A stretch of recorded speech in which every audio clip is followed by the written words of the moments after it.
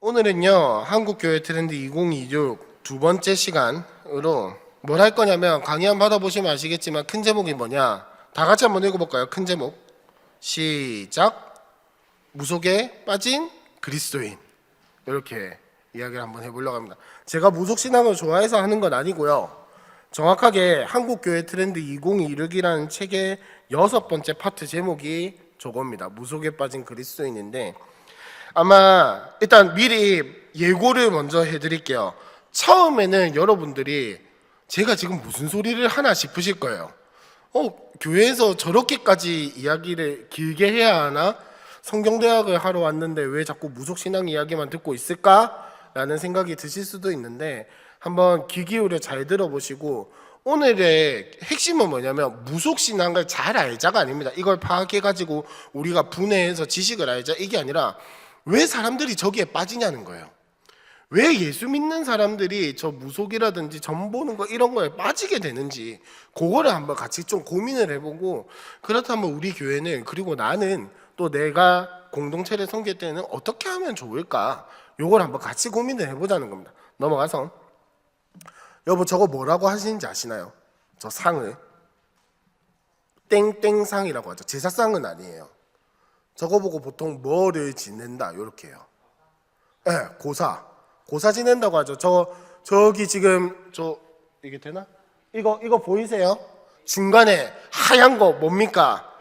네, 제 얼굴 같은 돼지 얼굴이 있는데, 저기 지금 뭐냐면 돼지 머리 올려놓고 이렇게 고사 지낸다라고 하죠. 그래서 차 처음 사거나 이러면, 참고로 또 쓸데없는 이야기를 하나 하자면, 제가 금정구 서동에 살았었는데, 금정구 서동에 보면 윤산으로 이렇게 넘어가는 길 이렇게 있고, 뒤로 해가지고 부곡 시형 아파트 지나가지고 구서동 쪽으로 넘어오는 이렇게 길이 있어요.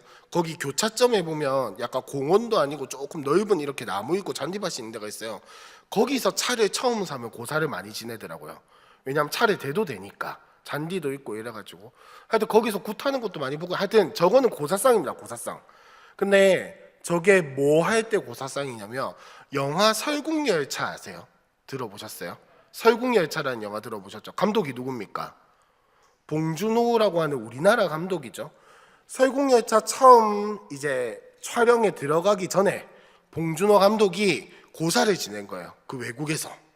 근데 외국에서 돼지머리를 구하기도 힘들 뿐더러 외국 사람들이 원체 많으니까 실제 돼지머리 올려놓고 이렇게 콧구멍에다가 10,000원짜리 똘똘말을 끼워놓고 막 이러면, 너무 이 뭐랄까 컬처 쇼크가, 문화적인 충격이 너무 클 것 같으니까 태블릿으로 돼지머리 띄워서 대신한 거예요. 고사를 저렇게 지낸 거예요.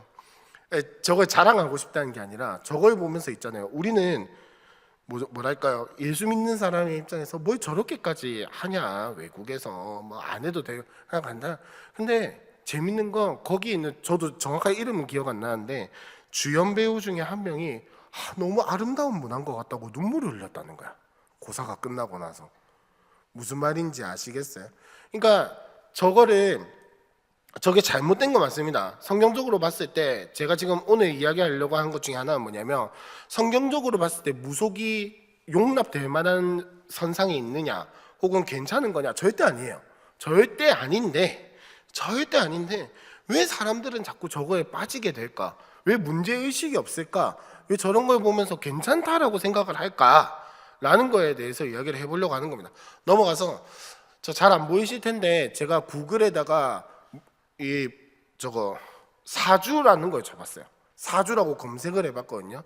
그러면 제일 처음에 뜬 게 뭐냐면, 진짜 웃긴 게요, 챗 GPT 중에 이렇게 채널이, 유튜브로 치면 채널 같은 게 있어요.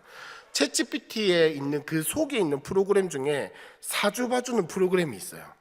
그 사주 아시죠? 뭐가 사주인지 아십니까 혹시? 연, 월, 일, 시 이렇게 해가지고 4개를 본다고 해서 사주라고 하거든요.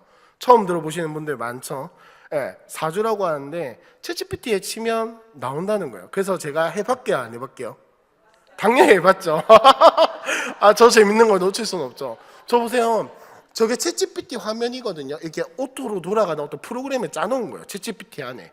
그래서 사주팔자 운세박사 이렇게 해가지고 제가 태어난 연, 월, 일, 시 딱 잡아놓으니까 결과가 쫙 나왔습니다. 저렇게 막 내용은 하나도 기억이 안 나요. 그냥 캡처만 해놨어요.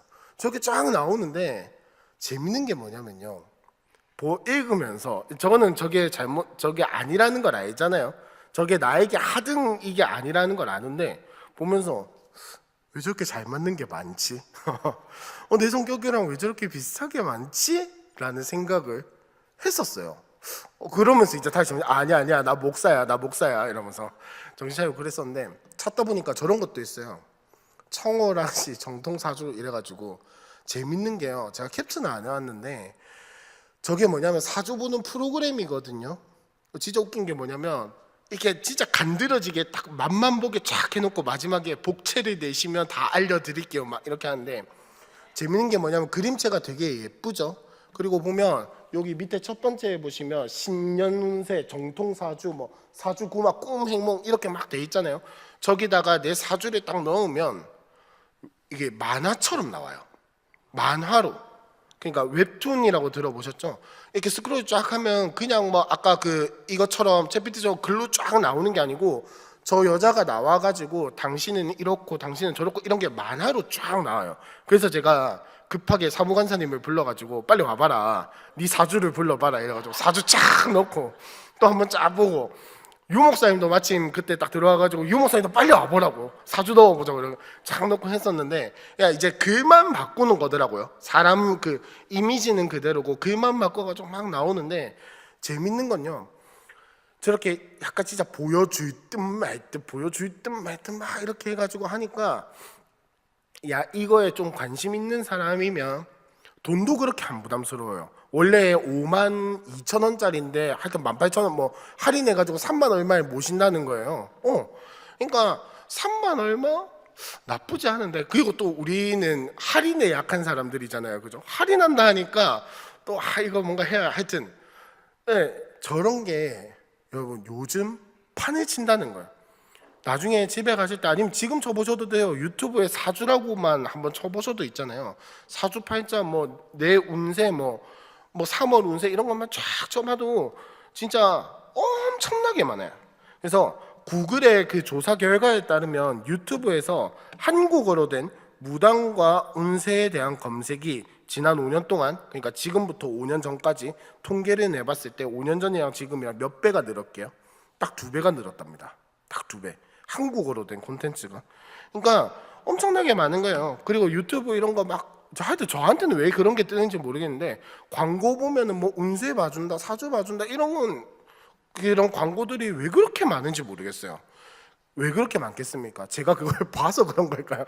그게 아니라 그만큼 사람들이 거기에 관심을 가지고 있다는 거고 그만큼 소비되는 양이 많아졌다라는 거죠. 제가 지난주에도 잠깐 언급을 했었는데 통계청의 전국 사업체 조사 2023년입니다. 전국 사업체 조사에 따르면 점술 및 유사 서비스업 사업체가 몇 개 정도 될 것 같으세요? 우리나라에 대충 공식적으로 집계 되는 것만 9,400개 정도 된다고 합니다. 종사자는 10,000명이 넘었고요. 2년 전에 비해서 5% 증가한 숫자라고 합니다. 그러니까 계속해서 늘어나고 있다는 거죠. 사업체 등록 안 했으면 그거보다 훨씬 더 많을 거고 이 무속 단체 연합이 있대요. 거기에 대한경신연합회라는 게 있고 그다음에 역술인연합회라는 게 있는데 요 두 개에 가입한 무속인 수가 합치면 80만 명이랍니다. 2000년대 초반에 비해서 4배 가량 늘어났다고 하죠. 그러면 기독교 목사 수는 몇 명 정도 될까요? 대충 여러분들 한 몇 명 정도 될 것 같으세요? 우리나라에? 자, 점술인이 약 80만 명이다 봤을 때 목사는 한 몇 명 될까요? 10만 명입니다. 8분의 1이에요. 8분의 1. 그러니까 이 쪽수로 싸워도 이건 무슨 엘리야랑 바알 그랑 붙었던 것도 아니고 쪽수로만 봤을 때는 이 전혀 어떻게 해볼 수도 없는 그 정도로 많은 사람들이 여러분 공급이 많다는 건 뭡니까? 수요가 그만큼 많다라는 이야기죠. 사람들이 정말 많이 찾기 시작했고 많은 사람들이 알아보려고 하고 많은 사람들이 거기에 의지하고 있다라는 게 작금의 현실이라는 겁니다. 옛날에는 안 그랬습니까? 물론 옛날에도 그랬죠. 옛날에 그게 없었다는 이야기가 아니라 지금 해가 가면 갈수록 많아진다라는 겁니다. 여러분 보통 굿 한 번 하면 돈이 얼마 정도 될까요? 조금 비싸게 가면 몇백, 적게 그러니까 진짜 간단한 굿을 하면 몇십으로 가거든요. 근데 그 굿을 하는 비용이 이제 다 합치면은 어림잡아서 조 단위로, 억 단위가 아니고 조 단위로 넘어갈 것이다 라고 이야기를 합니다. 실제로 왜 우리나라 그 정치라든지 이런 데서도 보면은 많은 사람들이 사주라든지 이런 역술인들한테, 무당들한테 뭐 기를 받고 뭐 하고 이런 것들 참 많이 하죠. 자, 청월당 사주 아까 봤던 그 웹툰으로 나온다는 그게 지금 챗GPT 스토어 라이프스타일 부분 한 카테고리에서 세계 1등이랍니다. 세계 1등 저게. 그러니까 영어로 하면은 영어로 나온다라는 거겠죠. 세계 1등. 그러니까 물론 이제 잠깐 이렇게 반짝했을 수도 있겠지만은 그만큼 우리나라뿐만 아니라 많은 사람들이 여기에 관심을 가진다라는 거예요. 물론 저 그림이 예뻐서 그런 것도 있겠죠. 재미로 저처럼 재미로 보는 사람들도 있을 거고. 근데 관심이 이제는 정말 엄청나게 많이 늘었다는 이야기랑, 자, 최근 3년간 이용한 운세 방식을 보면 보세요. 스마트폰 온라인이 55% 절반 이상이 넘어가요.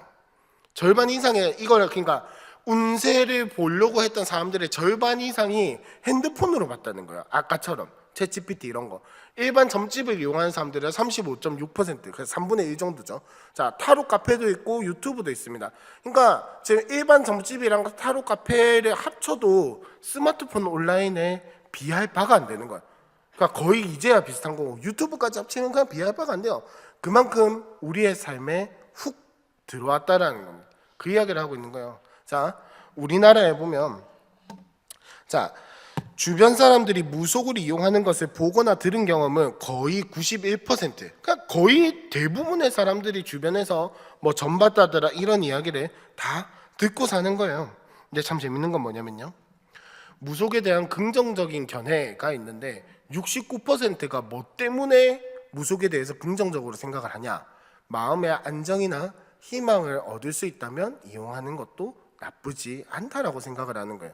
무슨 말인지 아시겠습니까? 어느 정도는 맞다고 생각한다. 근심 걱정 해소된다. 미래를 위한 대비를 위해서 어느 정도. 그러니까 내 과거를 알고 싶다. 이런 것 때문에 쓰는 사람들이 거의 없어요. 미래에 이게 맞을 것이다라고 다 그렇게 생각하는 게 아니에요. 맹목적으로 생각하지 않는다고요. 대부분의 사람들이, 많은 비중을 차지하는 사람들이 뭐 때문에? 나의 마음의 안정 때문에 찾는다라는 거를, 우리가 이거를 오늘 이야기를 하려고 하는 겁니다. 그래서 자, 그 강의안을 한번 보시면요. 무속에 대한 등장 배경 중에서 이제 우리나라 무속 신앙이 어떻게 흘러오게 되었는가를 살펴보게 되면, 사실 저도 시간이 없어서 많이는 못 찾아봤고요. 자, 저기 조선시대 때부터 무속이 탄압을 받기 시작했거든요. 무슨 말이냐면 그 전까지 탄압을 안 받아, 그런 건 아니지만은 어떤 형태로 자라는지는 잘은 모르겠지만 조선시대에 유교가 국가 종교로 자리 잡게 되면서 무속에 대한 억압 정책을 펼치기 시작하는 거예요. 근데 참 웃긴 건 뭐냐면 우리나라는 종교가 굉장히 많이 짬뽕이 돼 있거든요. 유교도 정통 유교가 아니고 약간 불교랑 이렇게 섞여져 있어요. 그러니까 무속 신앙이라고 하는 것들이 우리의 삶에서 아예 없어진 게 아니라 유교를 세우기 위해서 일정 부분은 억압해 나갔다라는 겁니다. 그 다음 넘어가서, 자, 일제강점기에도 무속 신앙이 억압을 당하기 시작했습니다. 그리고 이제 우리나라 조금 근대로 넘어와서 이제 박정희 대통령 때나 이럴 때 보면은 산업화가 이루어지면서 조국 근대화 과정 중에서 미신 타파 운동 막 이런 것들이 생겨나기 시작했거든요. 자, 이 이야기를 왜 하냐면, 여러분 단골 뭔지 아시죠? 단골 들어보셨죠? 단골 가게, 단골 손님. 그 단골이란 말의 유래가 어딘지 아십니까 혹시? 요거 무당 관련된 말에서 시작된 거거든요. 원래는 그러니까 단이 니은이 아니고 이응으로 해가지고 단골 이래가지고, 단골이 뭐냐면 단골네, 그러니까 단골네 누구네 할 때, 누구 집 할 때 그 단골네 이렇게 해가지고 뭐냐면은 이 마을에서, 한 마을에서 이제 뭐랄까 주로 찾는 무당, 그 마을의 거점 무당이라고 해야 할까요? 말이 좀 웃기긴 한데 그 마을에 거점 무당 같은 사람을 단골내라고 한 거예요. 그래서 이제 모든 마을 사람들이 구슬하거나 뭐 할 일이 있으면은 다 그 무당한테 가는 거예요. 그게 이제 발전이 되고 우리의 삶 속에 막 자리 잡기 시작해가지고 단골 가게, 이런 뭡니까? 내가 자주 가는 가게, 내가 저기는 이렇게 자주 간다, 꼭 집어서 간다, 이런 걸 단골 가게라고 하잖아요. 그게 그렇게 바뀌기 시작한 거예요. 그러니까 단골이란 말 자체도 무속신앙에 이렇게 뿌리를 두고 있는 건데, 제가 지금 그거를 하려는, 홍보를 하려는 게 아니고요, 무속신앙 홍보하려고 하는 게 아니라 그만큼 우리의 삶에 많이 들어와 있다는 겁니다. 그리고 옛날에 시골 마을, 시골에, 지금도 시골 마을 이런 데 보시면 조금 크다 싶은 마을에 마을 앞에나 마을 뒤에 보면 꼭 나무 하나 큰 거는 꼭 있어요. 절대 손대지 않는 엄청나게 큰 나무들. 그 다 뭐라 합니까? 에? 당산나무, 뭐 신당수, 뭐 이렇게도 표현을 하고 여러 가지도 하죠. 그리고 꼭 오래된 마을들 보면 앞에 천하대장군, 지하여장군, 그 다음에 조금 더 이제 조금 사람의 손길이 덜 탔다고 해야 할까요? 그런데 보면 마을 앞에 선앙당이라든지 이런 것들이 꼭 있습니다. 무슨 말이냐면 우리나라에 이게 그냥 단순히 미신이 아니었다는 걸 한번 생각을 해봐야 돼요.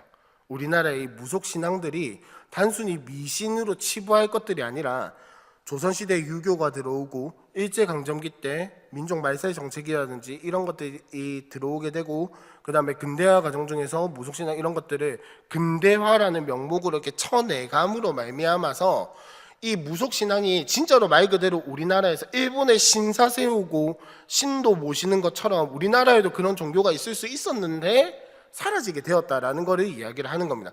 그만큼 한국인의 이 조선 땅에, 우리나라 땅에 굉장히 뿌리 깊게 자리 잡고 있었던 어떤 전통의 하나의 전통 문화, 전통 종교 이런 것들이라는 것을 볼 수가 있는데, 제가 그래서 좀 궁금해가지고 일제강점기 때 우리나라에 이 무속신앙에 대한 탄압이 있었냐라는 것을 좀 찾아봤거든요. 그러니까 1930년대 일제강점기에서 특별하게라기보다는 특정지어서 우리나라에 뭐 어떤 정책을 펼쳤냐라고 한다면 식민화 정책이 아니라 그때는 뭐였냐면 병참기지화였거든요. 그러니까 우리나라 땅이 이 일본이 중국을 침략하기 위한 우리나라를 병참기지처럼 만들기 위해서 병참기지화를 하고 있었는데, 요때 일본이 우리나라의 문화와 이런 것들을 철저하게 말살하기 시작했습니다. 여러분들 들어보셨던 창씨개명이라든지 이런 것들이 정말 철저하게 이루어지고 있었던 시기거든요. 그러니까 어떻게 하냐면 그 마을 앞이나 이런 데 보면 선앙당이 있다고 했잖아요. 그죠? 그거를 무너뜨리고 일본의 신사 뭐라 하나요? 그걸 하여튼 문 같은 걸 세워놓고 이제 당신들은 이 무속신앙은 이 미신들을 섬기지 마라. 미신이라고 하는 것 자체가 귀신 중에서도 작은 신들을 이야기를 하는 거잖아요. 이런 미신들 믿지 마라. 일본의 천황을 섬겨라. 이런 식으로 말살이 되기 시작을 한 거예요. 그러니까 여러분, 제가 이야기를 하는 게 좀 의아하실 수도 있겠지만 이 종교가 잘했다라는 걸 이야기를 하는 게 아니라, 지금도 일본에 보면 신사라든지 이런 것들이 굉장히 뭐랄까 일본의 오래된 전통과 이런 것들로 남아 있잖아요. 우리나라도 그렇게 남을 수 있었다라는 거예요. 근데 그런 것들이 일제라든지 이런 여러 가지 상황들 때문에 말살당하기 시작했지만 중요한 건 우리의 삶에 너무나도 익숙하게 다가와 있다. 그래서 왜 신주단지 들어보셨죠?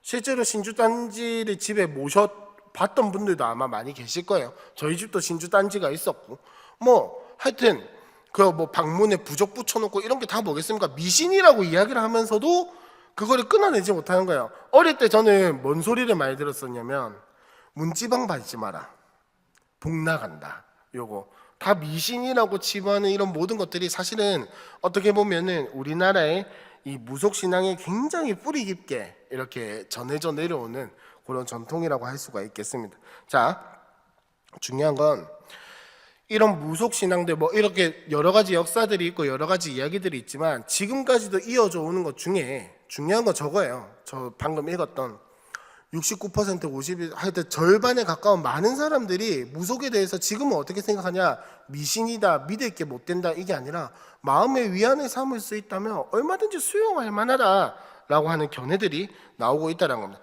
재밌는 건 뭐냐면 저거는 지금 긍정적인 대답들이잖아요. 그럼 무속 그러니까 무속시나 전보고 무당 굿하고 이런 것들에 대해서 긍정적이냐 부정적이냐 물어봤을 때 부정적이라고 대답하는 사람들이 43%랍니다. 그러니까 절반에 가까운 사람들이 그 굿하고 이런 것들에 대해서 부정적으로 이미 생각을 하고 있어요. 그러나 그러나 마음의 안정이나 희망을 얻을 수 있다면 뭐 한 번쯤 해보는 것도 나쁘지 않다라는 겁니다. 어느 정도는 그래 다는 아니지만 어느 정도는 맞을 수도 있지. 저거 하는 것만 해도 근심 걱정이 어느 정도는 해소될 것 같아. 미래에 대한 대비를 위해서 어느 정도는 그래 뭐 알아두면 좋지 라는 것 정도라는 거를 사람들이 이미 그렇게 많이들 생각을 하고 있다라는 거예요. 그러니까 지금 제가 계속해서 이야기를 하는 건 뭐냐면 이게 성경적이냐 아니냐를 이야기를 하는 게 아닙니다. 기본 바탕은 이게 성경적이지 않다라는 거예요. 이건 성경적인 게 절대 아니에요. 우리가 해서는 안 될 일이지만, 우리가 거기에 의지할 게 절대 아니지만, 다른 사람, 우리 말고 안 믿는 사람들 혹은 이거에 대해서 젊은 사람들 어떻게 생각을 하고 있냐를 한번 보자는 겁니다. 그 다음에 넘어가서 많이 들어보셨겠지만 제가 자주 보는 것 중에 하나인데, 은행이나 이런 데서 주는 달력을 보면 달력에 꼭 표시되어 있는 것 중에, 아니 꼭이라기보다는 많이 표시되어 있는 것 중에 하나가 뭐냐면 손 없는 날. 손 없는 날 뭔지 아시나요?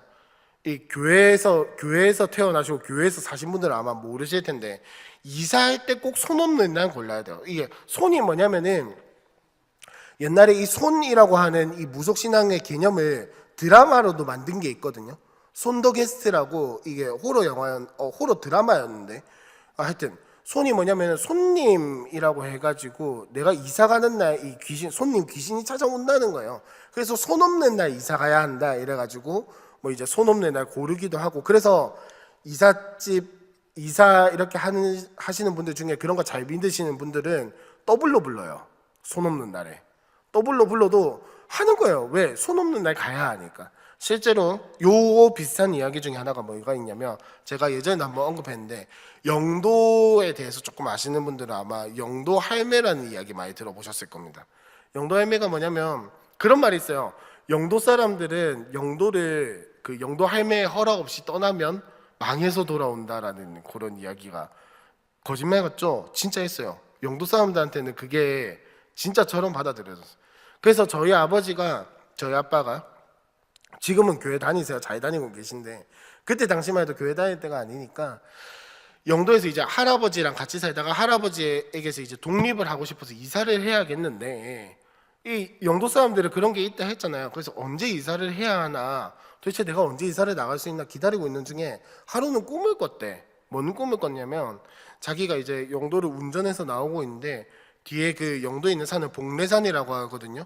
복례산 그 꼭대기에서 영도 할머니가 자기한테 인사를 하더래. 가라고, 잘 가라고. 그것 때문에 이사 결심했어요. 진짜로. 그것 때문에 이사 결심해가지고 나와가지고 망했죠. 아빠 다니던 회사가 갑자기 문을 닫게 되고, 뭐 아무튼 뭐 그것 때문에 망한 건 아니겠지만 뭐 어쨌든간 하여튼 진짜 저는 어릴 때 그렇게 교회 다니기 전까지는 그렇게 생각을 했었어요. 아, 영도를 나와서 망했나? 진짜로요. 어릴 때 영도 다리에서 쭉 왔다라는 말 여러분 많이 들어보셨죠? 부산 사람들이시라면. 저는 영도 다리가 눈앞에 있었기 때문에 너무 두려웠어요. 진짜 내가 저기서 쭉 온 거면 어떡하지? 왜냐면 그때까지만 해도, 여러분 영도 남포동에서 영도로 배 타고 들어가 보신 적 있으세요?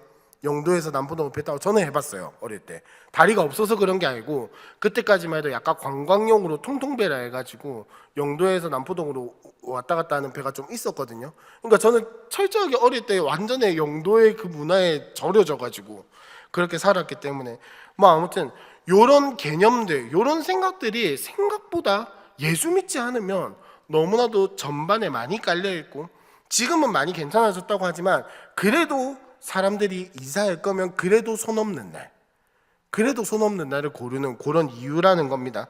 자, 그런데 재밌는 건 이게 나이 많은 사람들이 더 개방적이지 않고 오히려 젊은 세대들이 여기에 더 개방적이라는 겁니다. 뭐냐면 20대와 30대를 조사를 해봤을 때 9세대에서 할 수도 있지 라고 하는 게 58%, 부적에 대해서도 76%를 더 개방적으로 생각을 하고 있다고 합니다. 그러니까 해볼만 하다라는 거예요. 뭐 해서 나쁠 건 없잖아, 이런 인식이 이미 젊은 사람들 가운데 많이 퍼져 있다라는 겁니다. 자, 왜냐? 지난주에도 말씀드렸지만은 종교를 안 다니는 사람들이 지금 매년 늘어나고 있거든요. 종교가 없다라고 응답하는 사람들이 매년 늘어나고 있는데 그 사람들 보고 당신 종교적입니까? 라고 물어보면 아닙니다 라고 대답을 해요. 그러나 그 사람들에게 당신 영적인 것을 믿습니까? 라고 하면 믿습니다 라고 고백하는 사람들이 4분의 1에 달한다는 겁니다. 그러니까 나는 종교가 없어요 라고 하는 사람들도 영적인 걸 믿습니까? 그러니까 미신이라든지 이런 것들을 뭐 사후세계 이런 것들을 믿습니까? 라고 하면은 그렇겠죠, 있겠죠 라고 하는 게 4분의 1이라는 거예요. 무슨 말이냐면 지난주에 말씀드렸던 것처럼 사람이라고 하는 것을 영적인 것을 찾게 된다라는 겁니다. 자 그러면 우리는 교회를 다니니까 하나님을 찾지만 안 믿는 사람들, 그러니까 무종교, 다른 종교 안 가진 사람들이라고 칩시다. 종교 없는 사람들이 영적인 거 갈구할 때 뭘 찾겠습니까?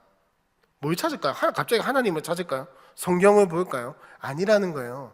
그럼 그 사람들은 다 어디로 가겠습니까? 어디 절에 가가지고 주지스님 만나가지고 저에게 좀 저를 위해서 불공을 좀 이렇게 하겠습니까? 안 하죠. 뭘 찾겠습니까? 점집을 찾아가고 사주명리학을 찾아가고 타로를 찾아가고 한다라는 거예요. 왜? 그게 다 100%마다 신뢰해서 가는 게 아니라 뭐 한 번쯤 봐보는 거 나쁘지 않지. 그게 뭐 틀릴 수도 있지만 맞을 수도 있잖아 라고 하는 생각으로 찾아간다라는 겁니다. 자, 우리나라도 이 굿하고 무당하고 뭐 점 보는 거에 대해서 미신이라고 생각하는 사람들이 참 많습니다. 그러나 아까 봤던 것처럼 개인적인 위로 수단이라고 생각하는 사람들이 정말 많다라는 겁니다. 근데 참 재밌는 건 뭐냐면요, 2030 세대에서 이 무속, 그러니까 점 보고 굿하고 이러는 거를 미신이라고 생각하지 않고 전통신앙, 전통문화 이렇게 생각하는 사람들이 압도적으로 많다라는 연구 결과가 있다고 합니다. 무슨 말이냐면 굿 보고 이렇게 하는 게 미신이야, 이거 나쁜 거야, 이거는 그냥 보잘것없는 이렇게 생각하는 게 아니라 우리나라에 내려오는 전통 문화야, 우리나라에 내려오는 전통 종교야, 이렇게 생각하는 추세가 점점 많아지고 있다는 겁니다. 지금 영화관에서 제일 인기 있는 영화가 뭔지 아십니까? 왕사남이라고 해가지고 왕가 사는 남자죠. 그러니까 물론 이 시간적인 그걸 잘 탄 것도 있지만 요새 보면은 그런 어떤 시대극들, 옛날 것들을 참 많이 좋아하고 찾기도 하거든요. 제가 얼마 전에 서울에 올라갔을 때 국립중앙박물관이라는 데를 갔었는데 거기에 그 뮤즈샵이라고 하거든요. 그 뮤지엄 굿즈샵, 이걸 줄여가지고 뮤즈라고 하는데 그 박물관 굿즈샵, 왜 우리가 옛날에 어릴 때 수학여행 가고 이럴 때는 그런 거 뭐 별로 막 이렇게 관심 없었잖아요, 그 어릴 때는. 근데 제가 그때 갔을 때요, 관람실보다 거기가 더 붐볐어요. 물론 이제 뭐 공간 자체가 작은 것도 있었겠지만 그 많은 관람실들을 내비두고 거기가 훨씬 더 사람이 바글바글 해가지고 막 이렇게 낑겨 다니고 막 그랬단 말이죠. 그러니까 뭐냐면 전통적인 것에 대한 관심이 늘어나고 있는 시대에 무속에 대한 것들도 이제는 그냥 미신, 귀신 이렇게 생각하는 게 아니라 우리나라의 전통의 한 갈래로 생각을 하고 있다는 겁니다. 무슨 말이냐면 제가 지금까지 이야기한 게 이게 잘했다라는 게 아니라 점점 문턱이 낮아지고 있다는 거예요. 옛날에 약간 저는 어릴 때 점집에 대해서 어떻게 생각을 했냐면 뭐 돈 많이 내야 하고 일단 그건 둘째 치고 뭔가 진짜 어려운 일이 있을 때만 가는 곳, 혹은 힘든 일이 있을 때 뭐 귀신 들렸을 때만 가는 곳, 요렇게만 자꾸 생각을 했는데 지금은 그 문턱이 점점 낮아지고 있다는 거예요. 물론 인터넷이라든지 뭐 이런 것들로 인해서 접근이 좀 더 쉬워진 것도 있지만은 점점 문턱이 낮아지고 인식에 대한 것들도 점점 낮아지고 있다는 겁니다. 그러면 이 극단적으로 이야기를 했을 때 우리가 전도해야 할 젊은 사람들, 다음 세대들이 이제는 전도가 안 될 수도 있다는 거예요. 왜? 교회 오면은 우리 솔직히 딱 깨놓고 이야기해서 교회 오면 주일날 헌금해야 한다, 가만 앉아 있어야 한다, 예배 시간에 경건하게 거룩하게 드려야 한다, 훈련 받아야 한다, 찬양해야 한다, 기도해야 한다, 막 이렇게 해야 하는 것들이 처음엔 딱 왔을 때 많게 느껴질 수도 있잖아요. 아무리 이렇게 한다고 예배 시간도 길고. 근데 나는 마음이 힘들어서 하는데 자꾸 하나님을 찬양하래, 하나님을 경배하래. 근데 여러분 잘 생각해 보세요. 저 사주나 이런 것들 나중에 집에 가서 한번 해보세요. 얼마나 부드럽게 내 마음을 이야기를 해주는데요. 진짜 여러분 나중에 진짜 재미로만 하세요. 믿지는 마시고. 아시겠죠? 저 청어라씨 한번 들어가서 한번 해보세요. 얼마나 부드럽게 이야기해 주는데요. 얼마나 이런 것들을 잘 이야기해 주는데요. 진짜로 이게 무슨 만화 보는 것처럼 쑥 지나간다니까요. 그러니까 제가 만약에 지금 예수를 안 믿는다면, 진짜요, 진짜 냉정하게 내가 지금 예수를 안 믿어. 근데 내가 너무너무 어렵고 힘든 상황이야. 당장에 뭘 어떻게 해야 할지 모르겠어.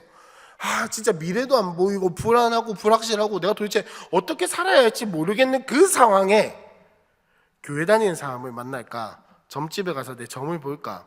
이런다면 내가 진짜 예수를 안 믿는다면 어느 걸 선택하겠냐고, 그거를 이야기를 하는 겁니다. 그러니까 점점 문턱이 낮아지고 있고 한데, 참 재밌는 건 뭐냐면 여기서 유의미한 게 있는데, 60대 이상은 마음의 위안, 걱정 감소가 응답이 훨씬 더 이제 비중이 높았어요. 근데 2030 세대는 불확실성을 해소하기 위해서, 그냥 내 미래를 모르니까 내가 불안해서 미래를 알고 싶어서라기보다는 이렇게라도 이야기하면 마음이 좀 편하다라는 거예요. 이렇게라도 내 이야기를 들으면, 나의 어떠한 이야기들을 들으면 좀 마음이 편해서 내가 무속을 선택합니다 라고 하는 비율이 점점 많아지고 있다는 거. 무슨 말이냐, 세대가 가면 갈수록 미래에 대한 불안, 걱정, 염려, 나는 앞으로 어떻게 될까. 지난주에 말씀드린 것처럼 지금 진짜 트렌드라는 것들이 너무나도 많이 바뀌고 있잖아요. 제가 얼마 전에 봤는데, 여러분 옛날에 크로플이라는 게 유행했어요. 아시나요? 크로아상이라고 하는 그 엄마 손파이의 고급 버전인 것 같은 빵을 있잖아요. 쫙 이렇게 와플 기계에 눌러가지고 와플처럼 먹는데 바삭바삭하고 쫀득쫀득하고, 요게 유행이 백며칠 갔다든가 그래요. 탕후루 들어보셨죠? 탕후루 유행 며칠 간지 아세요? 아마 이제 아기 있는 부모님들은 훨씬 더 오래 갔다라고 생각을 하시겠지만, 이게 처음에는 막 사서 이게 어디서 구해야 할지도 모르는 그런 애들이 갑자기 가게가 우후죽순 생겨나면서 그냥 누구나 먹을 수 있게 된 그 기간이 50며칠이라고 합니다. 50며칠 만에 쫙 진행됐다는 거예요. 이번에 여보 두쫑코 들어보셨죠? 두바이 쫀득 쿠키. 그건 며칠인지 아세요? 30며칠이라 합니다. 그러니까 물론 이제 그 사람들이 여러 가지 분석을 하더라고요. 그게 뭐 접근하기가, 뭐 집에서도 만들기가 쉽고 재료만 있으면 만들기가 쉬우니까 막 여차저차 하는데, 뭐 아무튼 보세요. 우리는 지금 우리 나이쯤, 저는 아직 젊기는 하지만 우리 나이쯤 되면은 그 유행 하나 쫓아가는 게 두쫑코는 뭔데 이러면 유행이 끝나 있다니까요. 이제는 난 처음 들어봤는데 이러면 유행이 끝나 있어요. 그런 시대를 살고 있으니까, 자, 반대로 이야기하면 뭡니까? 그만큼 변화가 많고 변동이 많고 이런 것들이 많다라는 거예요. 그러면 우리는 이제 어느 정도 자리 잡았고, 기성세대들은 어느 정도 자리 잡았고, 이제 뭐 집이 있지는 않지만 하여튼 뭐 어느 정도 자식도 키웠고 뭐 하고 조금 안정적이겠지만, 이제 결혼해야 하고 차도 사야 하고 집도 사야 하는 이 젊은 세대들에게는 사회가 얼마나 급변하고 소용돌이처럼 보이겠냐라는 겁니다. 그러니까 이 상황 속에서 내가 집은 살 수 있을까? 당장 주식, 지금 이번에 들어보셨어요? 이번에 주식이 이란 전쟁 터지면서 우리나라만 유독 급격하게 쫙 떨어졌다고 합니다. 주식이 쫙 떨어져 10% 가까이 떨어졌다던가요.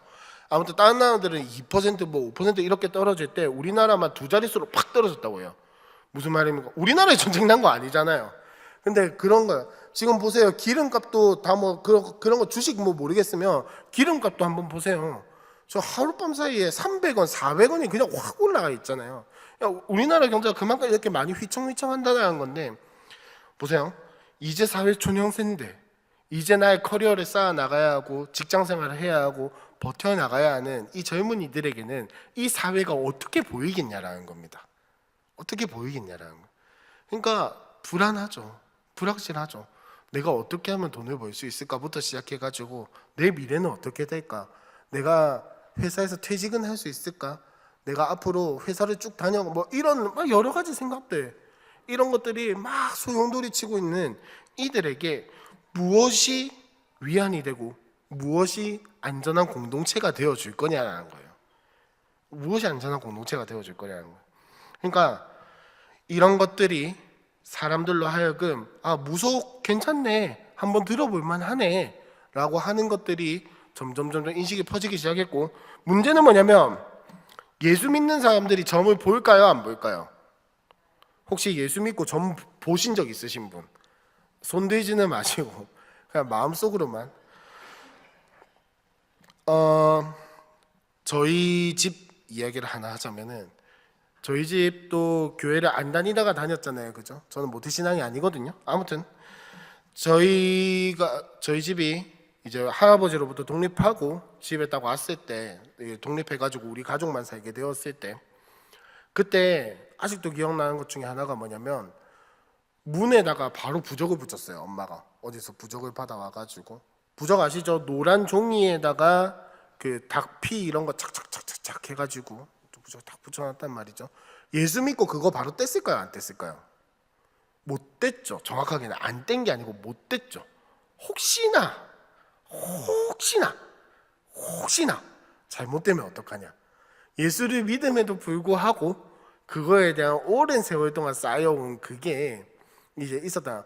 저는 이제 그때 당시에 중2병에 걸려 있었기 때문에 허세를 부린다고 저런 거 떼도 되지 않냐 막 이렇게 깝죽깝죽 거렸지만은, 한 번씩 저걸 뗐을 때 밤에 혹시 저 문을 열고 귀신이 들어오진 않을까, 저 부적이 사라지면 저 문에 있던 뭐 이런 어떤 귀신 방지 이런 것들이 막 없어져가지고 막 들어오지 않을까 하는 두려움들이 저도 문득문득 있었단 말이죠. 무슨 말이냐면, 예수 믿는다고 해서 무속에 안 빠지냐, 그건 아니라는 겁니다. 자, 저도 이거 확실하진 않은데, 무속인으로 살다가 회심한 어떤 교회 집사님이 계신데요. 근데 자기가 옛날에 무속인으로 살 때 찾아온 손님의 40%가 기독교인이었다고 합니다. 간증 중에 나왔다고 해요. 40%가 기독교. 물론 이제 조금 더 과장한 게 있겠죠. 조금 어림잡아가 한 30%라고 봤을 때, 그 중에 청년이나 일반 성도 당연히 있고요. 권사님 당연히 있겠죠. 사모님도 있었다고 합니다. 찾아온 사람들 중에 목사 사모님, 교육자 사모님들도 있었다고 합니다. 무슨 말이냐, 예수 믿는 사람들이 이거를 내가 이거 신뢰만 해라고 해서 오는 게 아니라는 거예요. 내가 이걸 보는 게 믿을만 하다, 신뢰할만 하다, 용하다고 해서 찾아가지만 예수의 권세가 그거를 이길 수 있다라는 걸 알고 간단 말이에요. 왜 가냐는 거예요. 이게 가서 마음이 불편하고 찝찝하고 결국에는 회개기도 하게 될 걸 알면서도 간다는 거예요. 왜 가냐는 거예요. 왜? 오늘 우리가 던져야 할 질문은 그거예요. 거기에 왜 가냐는 거예요. 아니, 믿을만 하지는 않다며. 그거 다 100% 아니라며. 우리 입장에서는 그러면 하나님께 매달리면 되지, 그 믿을 수 없는 혹은 그런 어떤 불명확한 것들에 왜 매달리냐, 왜 그런 것들을 접하고 따라가냐, 왜 거기에 따라가냐는 거예요. 자, 한번 보시면요, 주변 기독교인들이 무속을 이용한 것을 보거나 들은 경험이 있냐는 질문에 몇 % 정도가 있다고 대답을 할까요? 여러분들 생각에. 주변에 있는, 내 주변에 예수 믿지만 점 보러 간 사람이 있다더라 라는 거를 그러니까 이런 것들을 경험해 본 적이 있냐라는 질문에 몇 % 정도가 나 그런 거 본 적 있어, 나 들은 적 있어 라고 했을까요? 3명 중에 2명이라고 합니다. 66%. 그러니까 물론 이제 이게 전부 다가 그렇다는 게 아니에요. 표본 집단도 작고 그렇기 때문에 이게 100% 신뢰할 만한 그건 아니지만은, 생각보다 많은 사람들이, 다 꼭 60%라는 소리 아닙니다. 근데 생각보다 많은 사람들이, 나는 안 갔을지라도 주변에 있는 기독교인들이 점 보러 갔다는 거를 많이 경험하고 있다는 겁니다. 걔 중에 점 보는 거, 그 다음에 이사할 때 택이라는 거, 결혼할 때 택이라는 거, 결혼할 때 날 받고 결혼하는 거 아시죠? 날 받아놓고 이렇게 뭐 상견례 하고 나서 헤어질 때 제일 많이 하는 말, 그럼 날은 어디 어떻게 받을까요? 날은 제가 받아가지고 알려드리겠습니다. 이런 것들 많이 하거든요. 그 다음에 뭐 풍수지리, 그 다음에 고사 이런 것들이 기독교인들도 이런 것들을 본다라는 거야. 신뢰하냐 안 하냐 그 이야기가 아니에요. 이거를 해본 적이 있냐, 실제로 내가 이걸 받아본 적이 있냐라는 이야기입니다. 경험해 본 적이 있냐. 근데 우리는 그거 경험해 볼 필요도 없다라고 생각을 하지만 많은 기독교인들이 그렇게 하고 있다는 거예요. 근데 참 재밌는 건 뭐냐면요. 자, 최근 기독교인에게 최근 3년 이내에 무속을 이용한 횟수가 있냐라고 했을 때 평균 몇 퍼센트 정도다, 몇 회 정도 봤다라고 대답을 했을까요? 2.7회라고 하거든요. 1년에 한 번 정도는 봤다는 이야기예요. 3년 이내에 2.7회니까 1년에 한 번 정도는 찾아가 봤다라는 이야기거든요. 근데 참 재밌는 건 뭐냐면 국민 전체 조사는 몇 회 정도 나왔을까요? 동일하게 2.7회라고 합니다. 그러니까 예수 믿는 사람들이나 안 믿는 그냥 일반 전체 국민이나 별반 다를 바가 없는 횟수가 나온 거예요. 근데 더 재밌는 건 20대 기독교인에게 물어봤을 때 몇 회 정도 가봤냐? 3년 이내에 4.3회라고 합니다. 4.3회. 1년에 한 번 이상은 가봤다라는 거예요. 그러면 이 젊은 사람들에게 이 가봤다는 어디를 가봤을까? 점집? 아니요. 타로 카페. 요즘 제가 지난주에도 말씀드렸는데 요즘 유행한다라고 하는 뭐 거리나 이런 데 가보면 타로 좀 안 보는 데가 없어요. 경주의 황리단길 제가 자주 가는데 경주 황리단길 그 초입부에 보시면 그 뭐 이렇게 뭐죠? 그 쫀득이 이렇게 가루 묻혀서 파는 거 뭐 10원빵 이렇게 그 구석에 딱 보면 타로집 하나 있어요. 타로집이 없는 데가 없어요. 제가 얼마 전에 서울 갔다 왔다 했잖아요. 그때도 홍익대학교 앞에 그 홍대 거리라고 하는데 쫙 지나가는데 거기도 다 타로집이 줄지어 쫙 있어요. 요즘 또 유행하는 서울의 거리 중에 하나가 경리단길이었나? 하여튼 이름은 정확하게 기억 안 나는데 그 경의선 철길 이렇게 해가지고 그걸 공원처럼 쫙 꾸며놨거든요. 경의선 숲길이라고 이야기하는데 거기도 보면 일정 구간이 다 타로집이에요. 다. 왜일까요? 공급이 많다는 건 수요가 많다라는 거잖아요. 많은 사람들이 그걸 보고 있다라는. 근데 그걸 주로 이용하는 사람들이 나이대가 20, 30대 이내라는 거예요. 근데 그거는 예수를 믿든 예수를 믿지 않든 이제는 너무나도 쉽게 접근. 그러니까 가게가 많아. 여러분 이거 착각하시면 안 되는 게 가게가 많아져서 유혹당했다의 개념이 아니에요. 그만큼 많은 사람들이 찾기 때문에 이 가게가 틈틈이 다 이 자리에 차지하고 있는 거예요. 무슨 말인지 이해하셨죠? 그러니까 사람들이 분별력이 없어서가 아니라 분별력이 없어서 거기에 다 막 이렇게 유행 따라가듯이 간다는 게 아니라 그만큼 그걸 찾는 사람들이 많다라는 이야기를 하고 있는 겁니다. 그래가지고 젊은 기독교인 그러니까 20대에서 33.9%, 30대에 33.5% 3년 이내에 무속을 이용한 적이 있다라고 대답을 했답니다. 그러니까 젊은 기독교인들이 이제는 3명 중에 1명은 해본 적이 있다는 거예요. 근데 그게 일생에 한 번이 아니고 3년 안에 한 번은 다 해봤다라는 이야기를 하고 있는 겁니다. 자, 넘어와서 그럼 왜 무속에 빠지는가? 도대체 왜 빠지냐는 거예요. 자, 그 전에 제가 하나 더 자료를 읽어드릴게요. 20대와 30대에게 이 무속 신앙이 사기나 상술이라고 대답하는 것보다 전통 신앙, 전통 종교, 전통 문화라고 하는 것들이 더 비율이 많다라고 합니다. 이제는 그거를 사기나 상술이라고 생각하지 않는 거예요. 그냥 누구나 접할 수 있는 우리나라 문화라고 생각을 하는 거예요. 어디 가서 한복 입고 돌아다니면서 막 그 지역에 경복궁 가면은 왜 한복 입고 돌아다니는 이런 것들이 많잖아요. 그렇게 체험할 수 있는 한복 문화와 같이 전보는 게 문화라는 거예요. 전보는 게. 타로는 일단 제쳐두고요. 무속신앙이 이제 문화라고 인식을 해버린다. 여러분 이게 근데 기독교인에게도 만만찮게 들어오고 있다는 겁니다. 자, 그러면 그 사람들이 마케팅을 잘했냐 뭐냐 다 떠나서 왜 무속에 빠지는 거예요? 자, 첫 번째로 불안과 불확실에 대한 문제를 해결하기가 어렵다라는 거예요. 무슨 말이냐면 세상에서도 해결하기 어려운데 교회에서도 이거를 해결하기가 너무너무 어렵다라는 거예요. 무슨 말이냐면 교회 안에서 외로움을 느끼는 성도들이 너무너무 많다라는 거예요. 작년인가 재작년인가 요 트렌드 코리아 트렌드 한국교회 트렌드라는 이 책을 쓴 그 연구 기관에서 조사를 했었을 때 신자 절반, 그러니까 교회 다니는 사람의 그 조사에 참여했던 예수 믿는 사람 절반이 교회에서 마음속에 깊은 고민을 터놓을 상대가 없다라고 대답을 했대요. 있다라고 대답을 한 게 아니라 절반이에요. 절반. 우리가 생각하기에 우리 교회는 그래도 셀 공동체가 잘 돼 있고 이렇게 훈련도 잘하고 조모임도 막 이렇게 하니까 그래도 터놓을 수 있을 거라고 생각하는데, 많은 그리스도인들은 거의 절반에 가까운 예수 믿는 사람들은 교회 안에서 내 속마음을 터놓을 때가 없다라고 생각을 하는 거예요. 우리는 그렇게 생각을 하면 우리가 더 못 챙겨 막 이렇게 더 하는데 아니라는 거예요. 교회 안에 내 이야기를 할 상태가 없다라는 겁니다. 자, 참 재밌는 건 뭐냐면 이 조사를 했을 때 자신의 신앙 단계를 이렇게 임의적으로 이렇게 적으라고 했나 봐요. 1부터 4단계까지 이렇게 해놨는데 단계가 낮으면 낮을수록 나는 교회 안에 털어놓을 곳이 없습니다라고 많이 대답한다라는 겁니다. 무슨 말인지 이해하셨죠?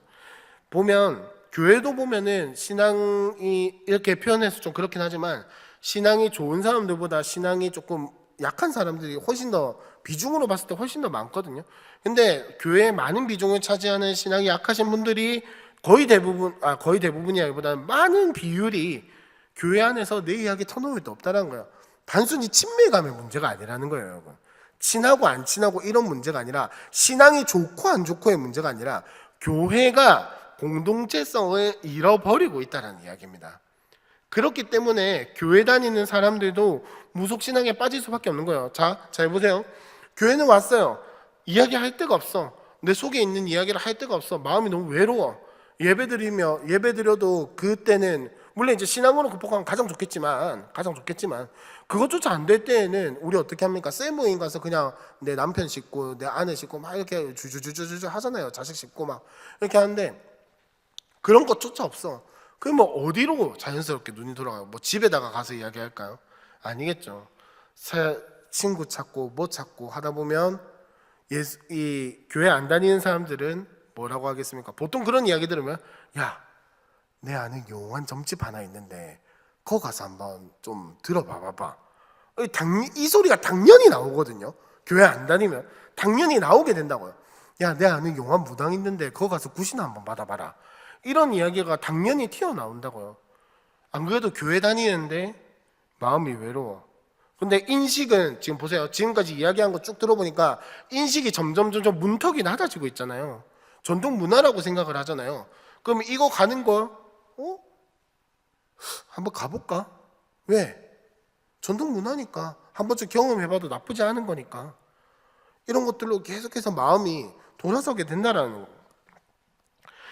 그래서 교회 안에 고민을 터놓을 상대가 없다라고 대답한 사람들이 무속을 이용한 횟수가 고민을 터놓을 상대가 있다라고 응답한 사람들보다 훨씬 더 높게 나타났다라고 합니다. 무슨 말이냐? 그게 믿을만 해서, 다시 한 번 더 말씀드리지만 그게 믿을만 해서 가는 게 아니라는 거예요. 내 고민을 터놓을 데가 없어서 가는 거예요. 내가 어떻게 해야 할지 몰라서 가는 거예요. 내가 이 이야기를 내 이 속 깊은 곳에 있는 이 아픔들과 이 힘듦들을 이야기할 데가 없어서 가는 거예요. 그러면 친절하게 잘 이야기해 주거든. 때로는 여러분 참 재밌는 게 뭐냐면 무속신앙이라고 하는 게 결국은 귀신의 힘을 빌리는 거거든요. 이 귀신의 힘, 그러니까 신내림을 받았다라고 하는 사람들 여러분 무시하시면 안 됩니다. 굉장히 뛰어난 영적인 능력을 갖고 계신 분들이에요. 근데 재밌는 건 뭐냐면 점 보러 가시면요 대부분 미래일은 되게 뭉뚱그려서 쫙 이야기를 하거든요. 아마 한 몇 년쯤 뒤에 되면은 큰 돈이 들어올 것 같기도 하다 이렇게 이야기하는데 과거 이야기는 기가 막히게 탁탁탁 네 몇 살에 무슨 일이 있었지, 네 몇 살에 누가 아팠지 이런 이야기 탁탁탁탁 짚어내거든요. 그게 뭐냐면 귀신의 권세는 미래의 일은 몰라요. 미래는 하나님의 영역이기 때문에 귀신은 미래의 일은 몰라도 과거는 기가 막히게 알거든요.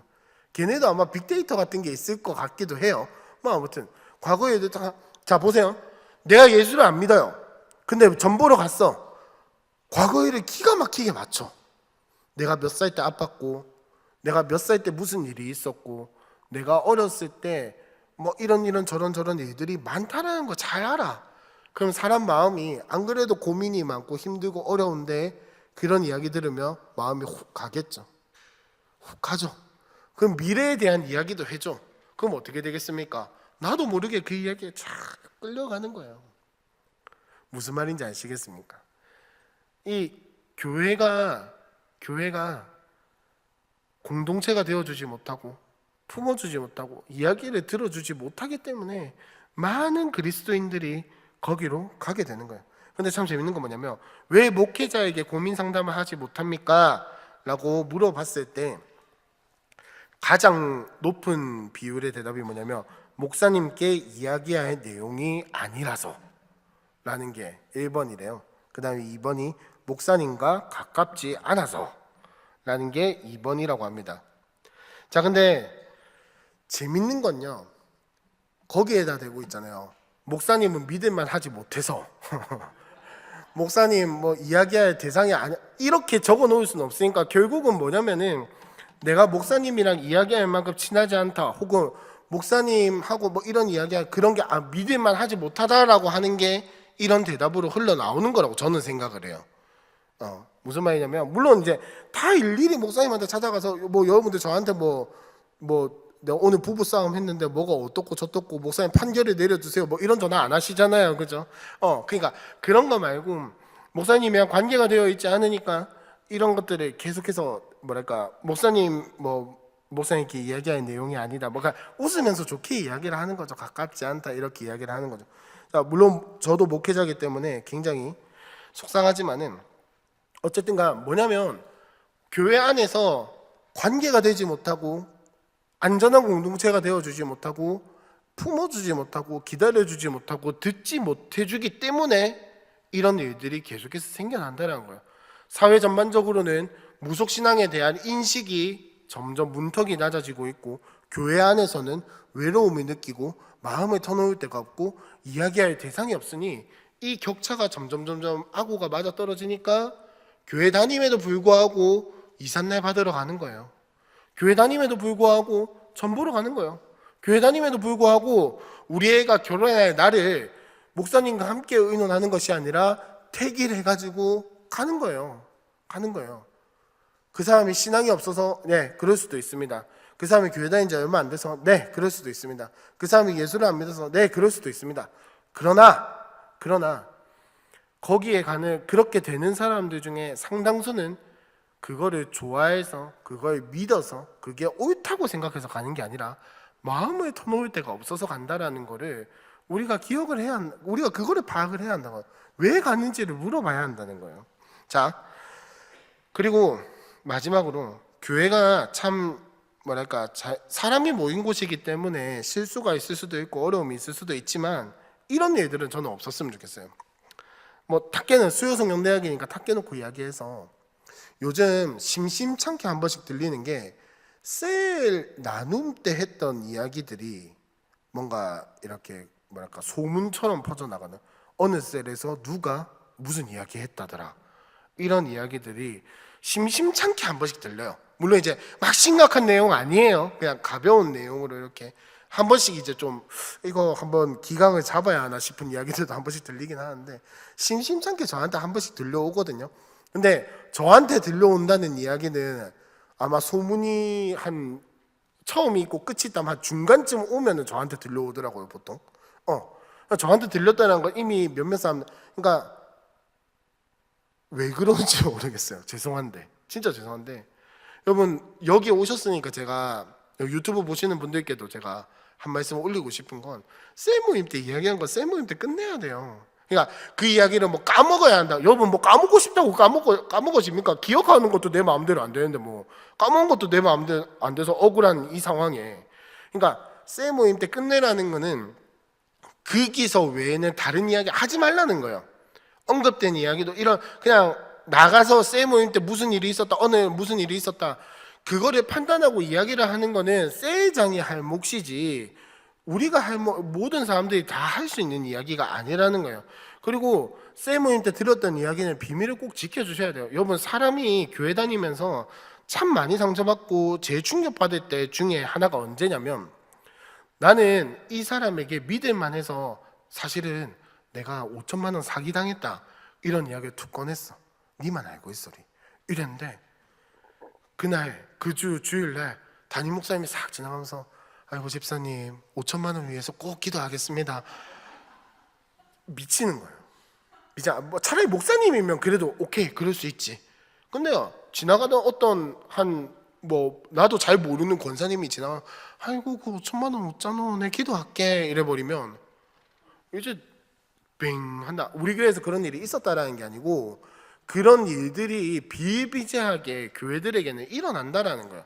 그러니까 진짜 조심해야 하는 거. 물론 저도 이제 저의 위치가 있기 때문에 많은 분들이 저에게 목사님 이건 목사님만 알고 계십시오라고 이야기를 해주시는 것들이 참 많고, 저도 사람이기 때문에 때로는 실수해가지고 이거 말하면 안 되는데 말해버리고 뭐 이런 것들이 간혹 있단 말이죠. 일단 죄송합니다. 용서해 주시고 간혹 있단 말이죠. 근데 여러분 그런 거를 내가 당하면 제일 먼저 드는 감정이 뭘까요? 저는 이런 일을 겪었는데 제가 무신경하게 넘어간 건지 뭔지 모르겠어요. 이런 이야기 딱 당하면 제일 먼저 드는 생각이 뭐냐면 내가 말했던 대상에 대한 불신이에요. 분노가 아니에요. 이제 그 사람은 나에게 못 믿게 될 사람이 되는 거예요. 말하면 안 된다. 그러니까 여러분들 꼭 그런 기도 제목 이야기하시고 할 때 있잖아요. 꼭 물어보셔야 돼요. 이거 같이 기도해도 됩니까? 다른 사람들이랑 이렇게 같이 이야기해가지고 공유해가지고 같이 기도해도 괜찮겠습니까? 이거 꼭 물어보셔야 돼요. 그런 거 없이 그냥 이야기하시면 안 돼요. 이거를 하여튼 이런 거 참 주의하셔야 하고, 왜냐면 우리 교회는 진짜 이 셀 공동체가 친밀해져 있기 때문에 더 조심하셔야 돼요. 왜 그런 거 있죠. 믿는 도끼에 발등 찍히면 그냥 아픈 게 아니잖아요. 그죠? 엄청나게 막 분노하고 화나게 되고 다시는 내가 안 봐. 하여튼 이런 막 생각들 올라오게 조심하셔야 돼요. 자, 근데 중요한 건 신앙이 오래되고 교회를 오래 다니신 분들은 뭐라고 이야기를 하냐면, 이런 일을 겪으면 왜 그거를 다른 사람한테 가서 이야기했습니까? 라고 이야기를 하면 딱 반응하시는 게, 저도 한번 겪은 적이 있는데, 우리 교회에서 말고 겪은 적이 있는데 뭐냐면, 아니 기도하자고 같이 나눈 거다. 나 절대 나쁜 마음이 있어서 그런 게 아니다. 그냥 같이 기도하고 싶어. 네 사정이 너무 딱하니까 내가 기도하는 공동체가 있는데 이 공동체에서 같이 기도하려고 이야기한 거야 라고 하는 대답이, 여러분 생각보다 많이 이야기하시거든요. 생각보다 다른 교회에서, 뭐 우리 교회는 어떤지 모르겠지만 아직 저는 그런 거 여기서는 못 겪어봤는데 전에 교회라든지 생각보다 많거든요. 근데 문제는 이걸 내가 당하면요, 여러분 마음 어떨 것 같으세요? 어떨 것 같으세요? 수치스러울 수도 있고 불안할 수도 있고, 이게 소문이 어디까지 퍼졌는지 억울할 수도 있고, 내가 언제 말하라고 했지? 이런 감정들이 올라오면 결국은 그 공동체가 점점 나에게 안전한 공동체가 되어주지 못하는 거예요. 중요한 건 교회는 안전한 공동체라는 확신이 없으니까 점집 가서 이야기하는 거예요. 점집 가서 이야기하면 저 사람은 비밀을 지켜주거든. 비밀을 지켜준다기보다는 저 사람이랑 나랑은 딱히 겹치는 공동체가 없기 때문에 그냥 뭐랄까 막 임금님기는 당나귀기라고 대나무 숲에 외쳤던 것처럼 그냥 그런 기분으로 가는 거예요. 내가 무슨 이야기를 듣든 뭘 하든 간에 그냥 홀가분하게 대나무 숲에다가 외쳐버린다 생각하고 오는 거란 말이에요. 교회는 안전하지 않고 대나무 숲은 있고, 사람은 자연스럽게 어딜 가겠습니까? 대나무 숲으로 찾아가게 되죠. 우리도 기도할 때 그렇잖아요. 사람들이 많은 곳에서는 기도하지 못하는 거 어디 가서 기도합니까? 아무도 없는 골방에 들어가거나, 옛날에 저희 선배 목회자님들은 산기도를 많이 가셨다고 하죠. 산에 가가지고 옛날에 왜 가나안 수양관이나 감림산기도 이런 데 가면 밤에 그렇게 고함 소리가, 나무 붙들고 씨름하고 나무 뽑았니 많이 뭐 이런 이야기가 들려오는 게 왜 때문이겠습니까? 뭐 산에 전기를 받아서 기도하는 건가요? 아니죠. 그 사람 없는 시간에 산에 가서 아무도 듣지 못하는 그곳에서 내 마음 하나님 앞에 솔직하게 토설하는 것들, 이런 것들이 교회 안에서 안전하게 이루어져야 하는데 그러지 못한다라는 거예요. 교회가 안전한 공동체가 되어주는 것이 아니라 오히려 내 이야기를 죄송하지만은 씹어 돌리는 공동체가 되어버리는 게 이 많은 사람들이 무속을 찾아갈 수밖에 없는 이유 중에 하나가 되어버린다는 거예요. 자, 그러면 우리는 어떻게 해야 할 것인가? 첫 번째입니다. 이거 하나는 분명하게 기억하셔야 돼요. 무속행위는 분명한 불신앙이에요. 예수 믿는 게 아니에요. 그건 절대 아닙니다. 성경에 레위기 19장 31절에 보면은 정확하게 명시하고 있어요. 무당이나 점쟁이는, 자 물론 이제 그때 당시에 무당이나 점쟁이는 좀 다른 개념이었겠지만은 지금으로 치면 무당이나 점쟁이들 찾아가지 말라라고 분명하게 이야기하고 있습니다. 왜? 요거는 귀신의 힘을 빌리는 거거든요. 여러분 착각하지 마셔야 할 게 무속행위에 힘이 없는 게 아니에요. 영적인 힘이 있어요.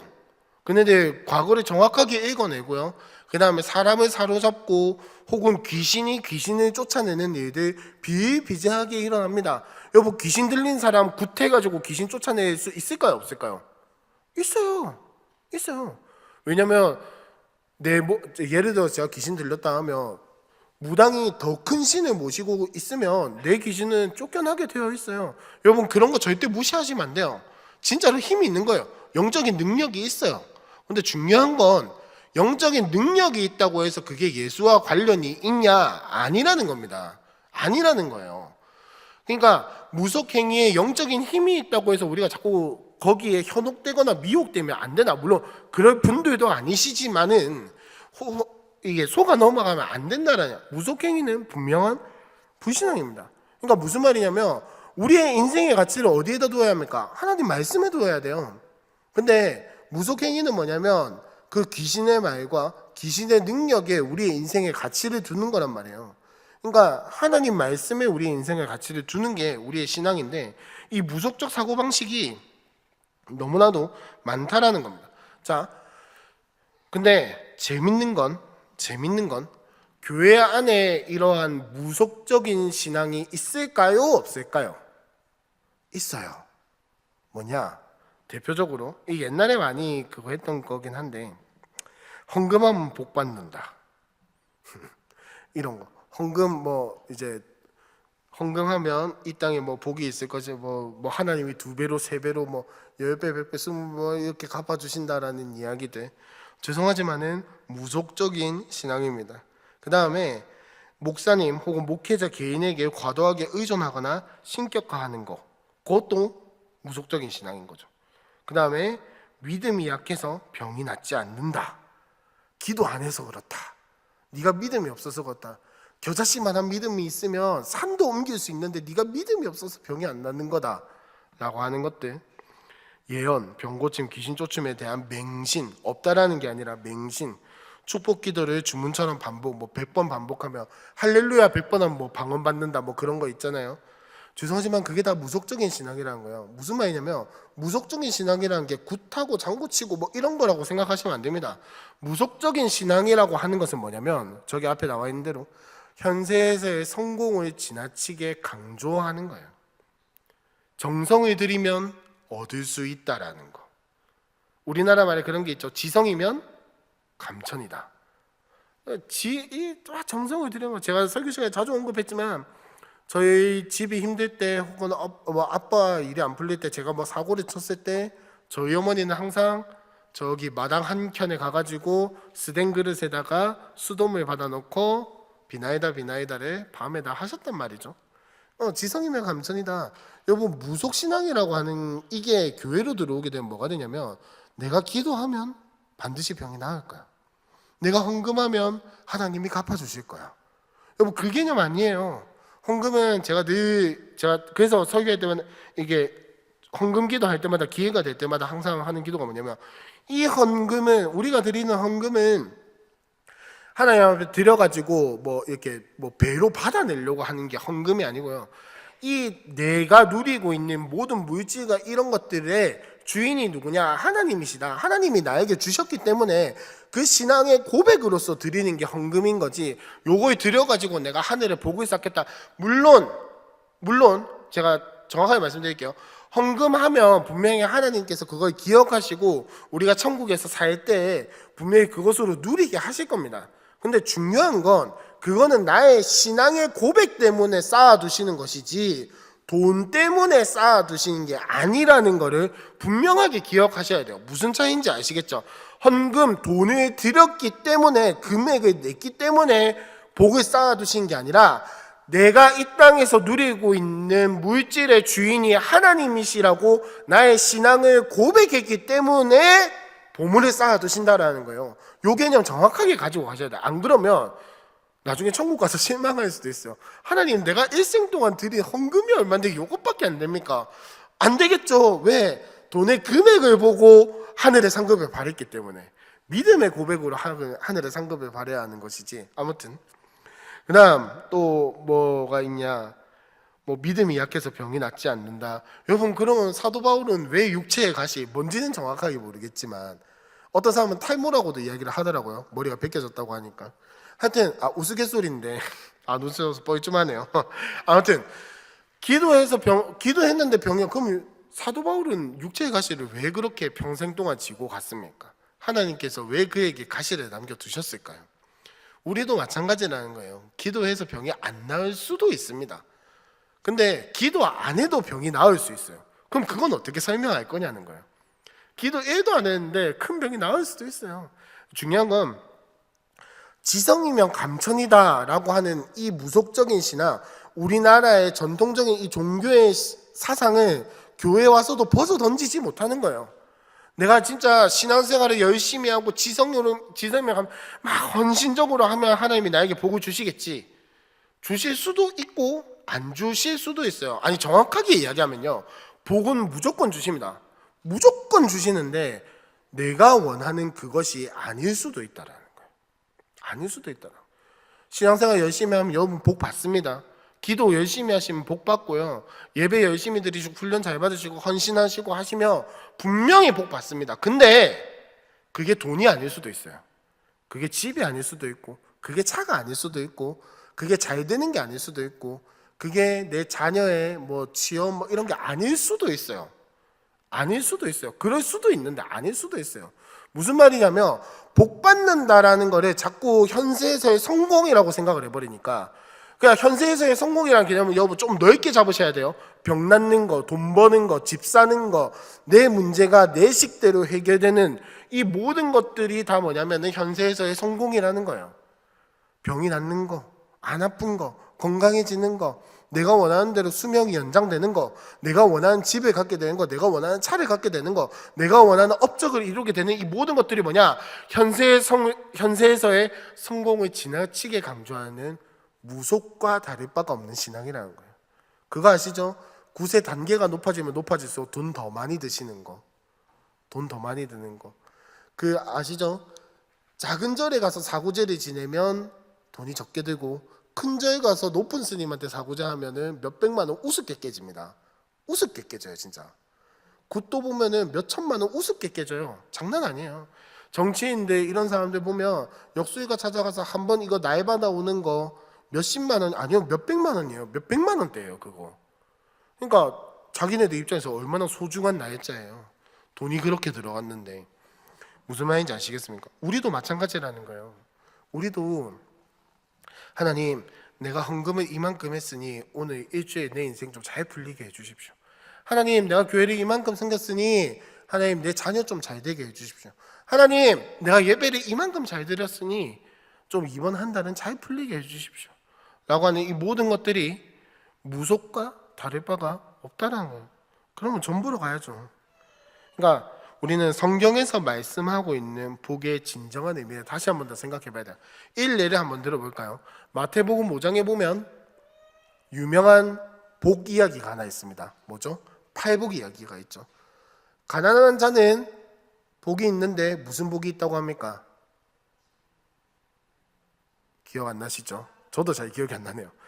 천국을 그들의 기업으로 받을 것이고, 그리고 다른 데서도 보면 예수님의 울며 씨를 뿌리는 자는 복이 있는데 기쁨으로 단을 거두게 될 것이다. 얼핏 보면 요거는 성공에 대한 이야기 같죠. 근데 팔복에서 보시면 마지막쯤 가면은 눈물을 흘린 통곡하고 애통하는 자에게는 복이 있는데 뭐냐면은 눈물이 그치는 게 복이 아니에요.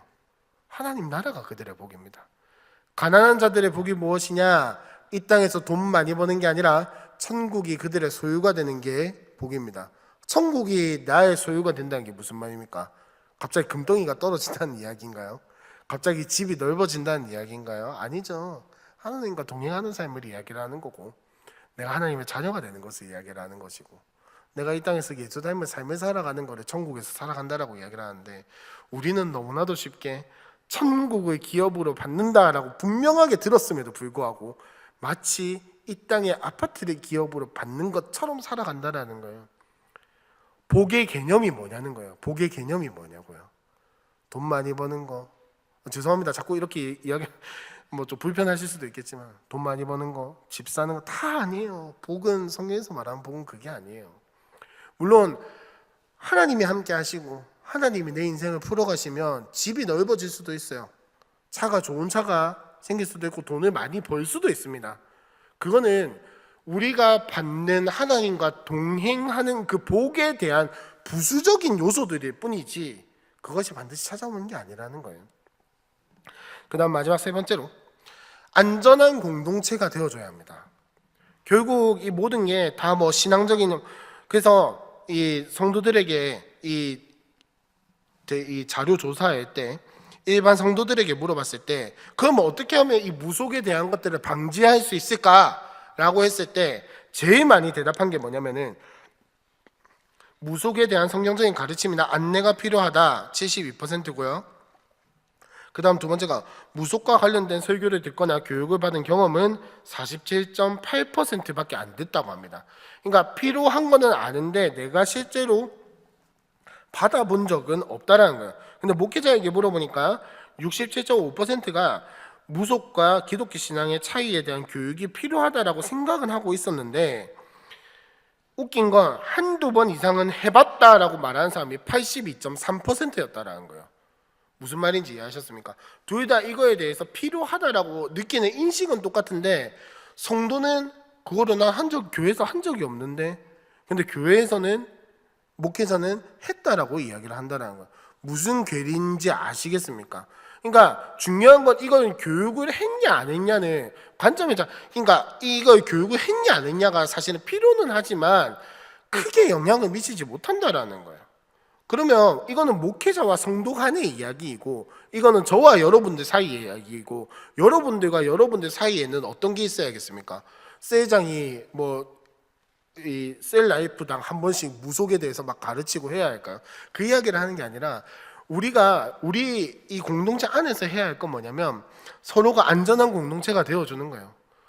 우리 셀에서 있었던 이야기 누구에게도 말하지 않고, 무슨 이야기를 해도 들어주고 받아주고, 때로는 따끔하게 혼돈해주고, 때로는 진짜 아무 조건 없이 들어주고 품어주는 그 안전한 공동체.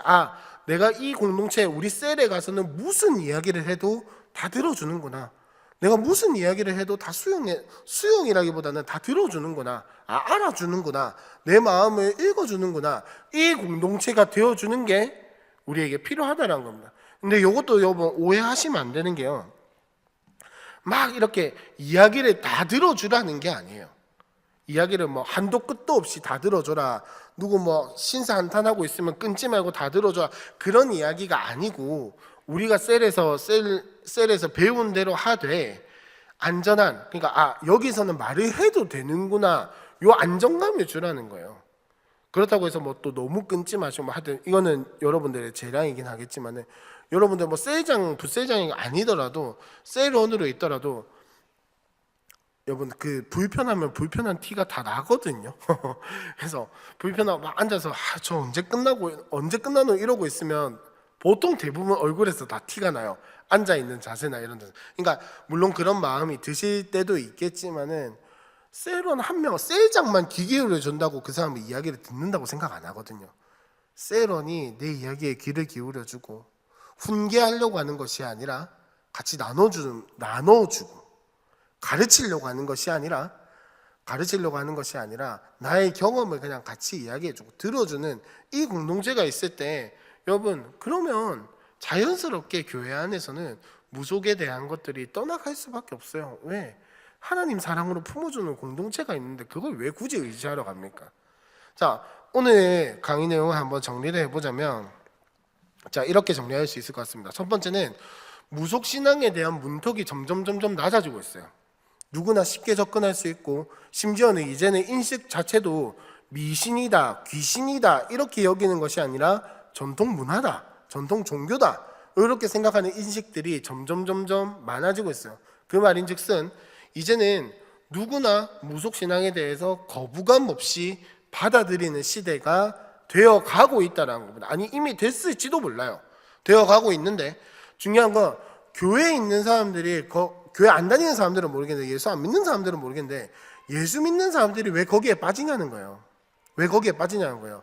참 웃긴 건 뭐냐면, 예수를 믿든 안 믿든 무속이라는 것 자체가 믿을만 하다라고 생각하지는 않아요.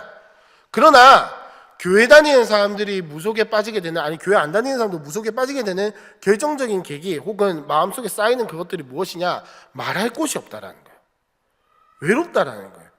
교회 와도 내 마음을 알아주는 게 아니라 자꾸 하나님 이야기만 하고 종교 생활하라고 강조하고 예배 잘 드려야 한다, 헌신해야 한다, 일들과 행위들에 대해서 계속 이야기를 하니까, 아, 나는 내 마음을 알아주는 그래 하나님 사랑이라며, 하나님이 나를 사랑하신다며, 근데 교회는 어디 그 하나님 예수님 사랑이 어디 있냐라는 거예요. 내 죄 사해 준 건 고마운데 나를 사랑한다면 내 이야기도 좀 들어줘야 하는 거 아니야? 라고 하는 질문들이 교회 안에서 계속해서 나오고 있다는 거예요. 근데 교회가 그걸 몰라주니까 무엇을 선택하냐? 인식 문턱이 낮아진 무속신앙에 가서 대나무 숲에 내 고민과 내 어려움을 외쳐버리듯이 말하고 와버리는 거예요. 근데 문제는 여러분들도 아시겠지만, 그러면 해소감이 있죠. 마음이 좀 편하죠. 해결되지는 않아도 그냥 확 내 감정 쏟아냈기 때문에 마음이 편하단 말이에요. 그러니까 사람들이 계속해서 의지하게 되는 거예요.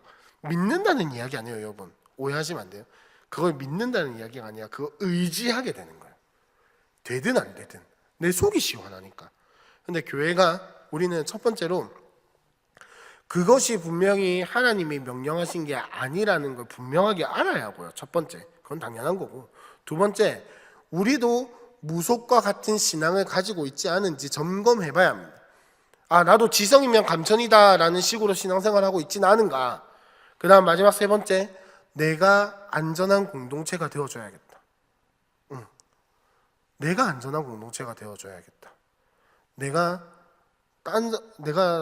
많이는 몰라도 한 사람한테만큼은 안전한 공동체, 그 사람만 있으면 교회는 반드시 이 무속신앙에서 벗어나서 다시금 하나님 앞에서 복음으로 회복될 줄로 믿습니다. 사실 강의 준비하면서 많은 생각을 했었어요. 우리 교회 제가 알기로는 전 보러 가시는 분들이 뭐 모르겠어요. 계신지 안 계신지는 잘은 모르겠지만, 그래도 우리 교회는 좀 비율이 그나마 좀 덜할 것 같은데 이걸 하는 게 맞을까? 이런 생각도 해봤었고, 뭐 여러 가지 생각을 해봤었는데, 저는 이 결론 때문에, 우리가 안전한 공동체가 되어주자는 그 결론 때문에 사실 이 강의를 준비하게 됐습니다. 여러분, 무속이, 뭐 저는 사실 무속신앙이나 이런 거를 공부하고 이렇게 찾아보고 이런 거 되게 좋아하는 사람으로서 뭐 무조건 평가 잘해야 할 것도 아니고 아마 하긴 하지만은, 중요한 건 뭐 영화나 드라마나 많은 대중매체에서 다루는 것도 그렇고 실제로 삶에서도 그렇고 왜 이렇게 점집이 많아졌는지 사실 저는 잘 모르겠어요. 진짜로 잘 모르겠는데, 진짜 이 책에서 나왔던 이 자료조사의 이야기대로라면 터놓을 곳이 없어서 생긴다라는 거잖아요. 터놓을 곳이 없어서. 그래서 우리 함께하는 교회가 딴 건 모르겠는데 그래도 터놓을 만한 공동체가 잘 만들어지고 있는 교회잖아요. 그래서 우리 교회가 좀 더 터놓을 만한 공동체가 되고, 여러분들도 좀 터놓아 보시고, 좀 또 때로는 터놓는 거 그냥 화내지 마시고 그냥 들어보시고, 가르치려고 하지 마시고 알려주려고 하지 마시고 그냥 들어보시고 나눔만 해주셔도 충분하지 않을까, 그런 생각을 한번 해봅니다. 우리 기도하고 마치도록 하겠습니다. 하나님 감사합니다. 우리 이 자리에 불러주시고 오늘도 수요성령대학으로 모일 수 있게 하여 주시며 감사합니다. 하나님, 우리 함께하는 교회가 안전한 공동체가 되기를 소망합니다. 누군가의 이야기를 들어주고 마음이 터놓을 것이 되어주고, 하나님, 우리를 통하여서, 나를 통하여서 예수님의 사랑이, 하나님의 사랑이 전해지는 귀한 공동체가 될 수 있도록 성령 하나님 도와주시옵소서. 하나님, 정말 시대가 가면 갈수록 인터넷에 마음을 터놓게 되고 아무도 없는 곳에 사람에게 마음을 터놓는 것이 아니라 하나님 헛된 것에 무속에 하나님 귀신에게 마음을 터놓는 것이 더욱더 익숙해지고 편해지는 세상으로 변해가고 있음을 우리가 다시 한 번 더 기억하고 배우게 되었습니다. 성령 하나님, 우리의 마음속에 우리의 생각 속에 지혜를 더해 주시고 넉넉함을 더해 주셔서 하나님, 우리가 사람의 마음을 받아주고 이해해주고 품어주고 안아주고 예수님이 나를 사랑하시고 나를 이해해 주시고 나를 받아주신 것처럼 우리도 그 예수님을 본받아 다 할 수는 없겠지만은 그래도 사람들에게 안전한 공동체가 되어 예수의 사랑을 흘려보내고 복음을 흘려보내는 공동체가 될 수 있도록 성령 하나님 도와주시옵소서. 모든 것 예수님의 이름으로 기도합니다.